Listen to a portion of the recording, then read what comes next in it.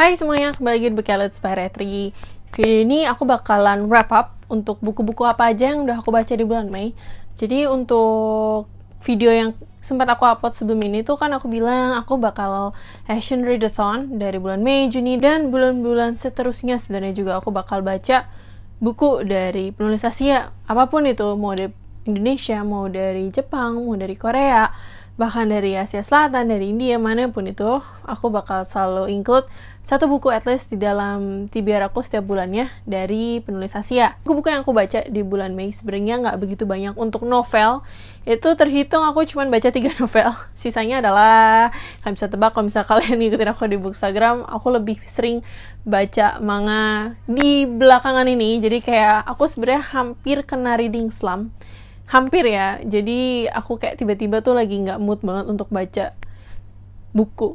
Apapun yang aku ambil, itu pasti kayak, aduh kok boring ya. Terus kayak aku ambil buku yang lain, dan juga moodnya tuh nggak ada terus. Aku nyari sesuatu yang pendek-pendek aja, tulisan atau kalimatnya. Terus bergambar juga, jadi ya aku larinya ke webtoon, ke manga, terus akhirnya aku baca, lagi suka banget sama Jujutsu Kaisen kan, dan emang itu bagus banget, bahkan animenya juga bagus, makanya hampir seluruh buku yang aku baca di bulan Mei itu rata-rata manga. Jadi berapa Mei ini ada 3 novel dan selainnya itu adalah manga. Nah, penasaran kan bukunya apa aja?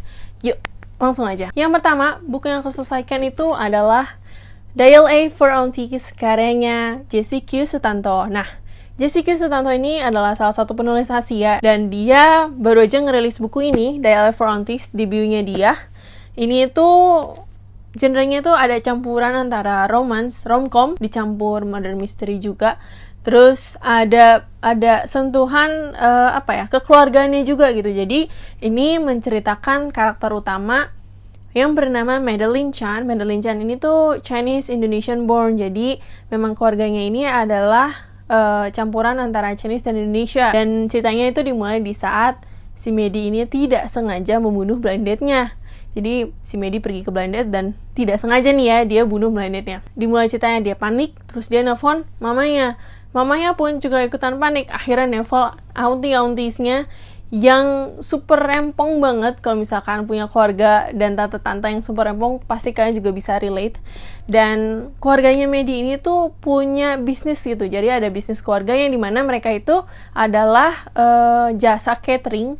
Nggak cuma catering aja, tapi kayak jasa untuk wedding gitu loh. Jadi mulai dari fotografinya, mulai dari catering untuk makanannya, dan segala macam untuk wedding itu yang dijalankan oleh bisnisnya si keluarga Medi. Sementara mama dan tante-tantenya si Medi itu ngebantu untuk bagian makeup dan juga bagian busana, bagian lain-lainnya lah gitu kan. Nah, di saat mamanya nelpon auntinya kalau misalnya ada mayat nih dibunuh sama si Medi gitu kan, ya mereka itu langsung datang gitu ke rumahnya, terus kayak iya apa yang bisa saya bantu, apa yang bisa kami bantu. Jadi kayak mereka ini tuh udah kayak to the rescue banget lah, langsung bisa siap bantuin keluarganya si Medi. Nah, banyak banget scene-scene yang lucu dan super kocak. Terus kayak tante-tantenya di sini pun juga ada yang ngomong bahasa Indonesia. Apalagi aku pas baca buku ini aku juga sambil dengerin audiobooknya, karena audiobooknya ini pun juga dinarasi oleh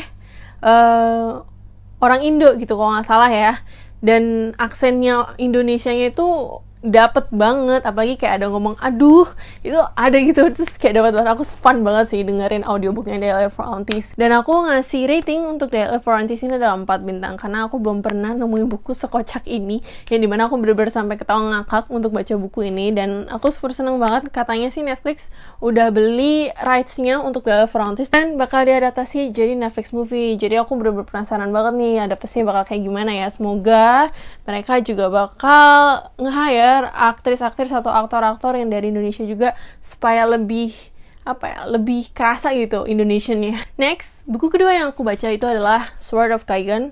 Ini aku baru banget selesai baca Sword of Kaigen, dan aku memang akan upload reading vlognya juga. Dan Sword of Kaigen ini tuh adalah salah satu Asian Inspired Fantasy yang ditulis oleh juga dari penulis Asia, namanya ML Wang. Dan ini tuh lebih terinspirasi dari Asia Timur ya, Asian Inspired Fantasy yang terinspirasi dari bagian Asia Timur, jadi Jepang, China, dan juga Korea. Ini standalone, jadi kalau kalian tertarik untuk baca buku fantasi yang cuma satu buku aja, nggak ada serinya lain lanjutannya, kalian bisa coba Sword of Kaigan. Sayangnya ini cuma baru available di Amazon aja, karena bukunya ini pun juga self-published, jadi kalian hanya bisa ditemukan di Amazon. Tapi kalian bisa juga beli e-booknya via Kindle. Ini udah direkomendasiin dari beberapa teman bookstagram aku, kalau ini tuh adalah salah satu novel fantasi terfavoritnya mereka gitu. Dan ternyata memang sebagus itu gitu. Aku nggak nyangka aku bisa enjoy baca buku standalone yang bener-bener istilahnya padat, tapi nggak begitu terlalu cepat. Plotnya biasanya kan kalau satu buku itu terkadang itu terlalu terlalu cepat gitu pace-nya kan, tapi itu ini enggak gitu. Aku ngerasa bener-bener kayak build up itu kerasa banget, sampai mulai perang dan lain-lain itu kerasa banget, dan sampai endingnya pun itu tuh aku ngerasa ya udah habis buku ini, nggak lanjutin lagi, padahal ini stand alone gitu kan. Nah, Sword of Kaigan ini menceritakan tentang dua karakter utama yang bernama Mamoru dan Misaki. Mamoru ini umurnya 15 tahun dan Misaki itu udah ibu-ibu sekitar 30-40 tahunan. Dan Misaki ini tuh adalah ibunya Mamoru.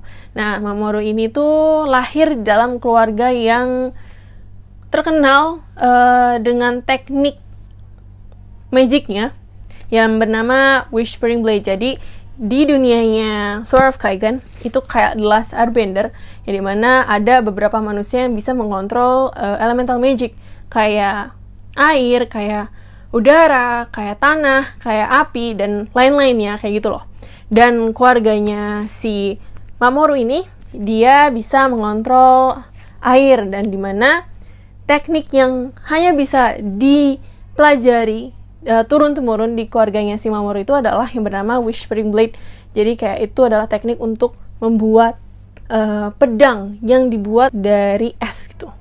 Dan di saat ini tuh kayak Mamoru tuh kayak doubting himself gitu loh, kayak bisa nggak sih kayak aku jadi mereka, jadi ayahku, jadi kakekku yang bisa nge-master teknik tersebut di umur segini gitu. Jadi dia kayak masih agak ragu sama dirinya dia sendiri. Konflik utamanya sebenarnya adalah ada peperangan yang akan datang di negaranya si Mamoru, yaitu Kaiganese Empire. Tapi pemerintahannya si Kaiganese atau negara Kaigan itu menutup-nutupi kalau ini loh bakal ada perang. Jadi kayak mereka tuh ngebohongin publik, ngebohongin rakyat mereka sendiri kalau bakal ada perang yang akan datang, yang dimana musuhnya mereka itu bakal jauh lebih kuat dari mereka gitu. Jadi ini ada konflik politiknya sedikit. Dan untuk fight scene-nya atau action scene-nya, kalian yang suka fantasi jangan meragukan buku ini, karena ini tuh fight scene-nya bagus banget. Aku yakin kalian yang suka fantasi pasti terwow, karena aku sendiri pun juga kayak wow. Walaupun nggak begitu brutal kayak Poppy War. Kalau kalian misalnya udah baca Poppy War, itu nggak sebrutal Poppy War, tapi ada beberapa fight scene atau beberapa scene-scene yang cukup brutal lah istilahnya. Karena ini masuknya adult fantasy ya, dan ini nggak ada romance-nya. Kalian tertarik nih ya, ada campuran perang-perangnya, terus mirip kayak Last Airbender, terus ada juga vibe-nya mirip kayak Poppy War. Nah, inilah buku yang bagus untuk kalian baca saat ini juga. Ini adalah novel terakhir yang aku baca di bulan Mei, yaitu The Forest of Stolen Girls, karyanya Junhur. Ini masuknya genre mystery, thriller, dan juga murder mystery sih sebenarnya. Yang bikin aku tertarik untuk baca buku ini karena settingan buku ini tuh ada di Joseon, Korea, alias di Korea Selatan di era Joseon itu sekitar tahun 1426. Dan aku jarang banget nemuin buku yang settingannya tuh di Joseon. Akhirnya aku nemu nih si Junhur. Dan emang buku-bukunya dia itu, selain buku yang ini ya dan buku-buku sebelumnya, itu settingannya pun di Joseon era gitu. Dan bukunya dia itu adalah murder mystery. Dan ini juga adalah salah satu refreshing juga ya genre, karena aku biasanya kan baca fantasi, dan untuk baca murder mystery itu juga jarang banget. Jadi ini nyeritain tentang dua kakak beradik, cewek-cewek dua-duanya, yang dimana mereka itu berpisah pada saat umur kayak 10 tahunan gitu di sebuah village di Jeju.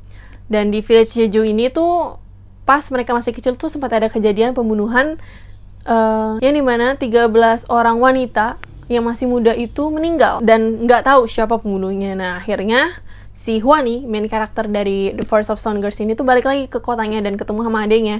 Dan mereka pun juga mencoba nge-solve nih, karena bapaknya itu awalnya udah pergi ke sini duluan, tapi tiba-tiba bapaknya itu hilang kabar. Jadi mereka ini ingin mencari bapaknya itu di mana dan juga sekalian nge-solve misteri siapa sih pembunuh di balik 13 wanita tersebut gitu. Overall aku kasih rating ini sekitar berapa ya? 3,8 bintang.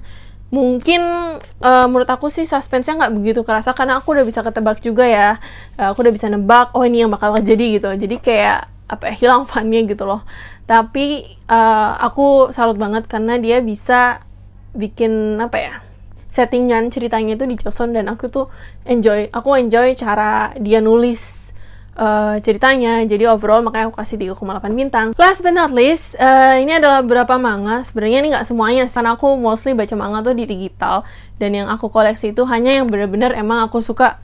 Salah satunya itu adalah Jujutsu Kaisen. Aku baca volume 13, 14, 15 sama 16-nya. Udah selesai sampai yang paling up to date itu chapter 150 tuh aku juga udah baca. Dan ini buku yang versi Koreanya. Aku baca yang versi Korea karena aku juga sekalian mau latihan Korea aku juga.